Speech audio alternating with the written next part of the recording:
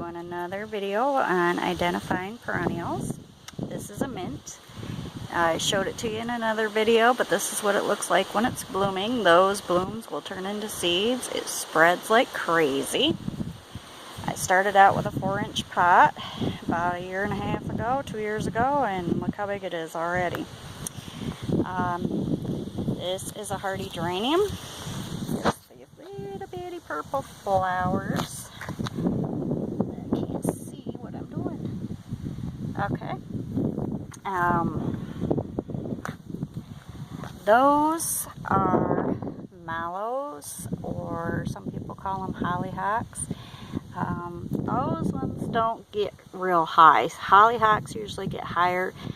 These are like a purplish colored.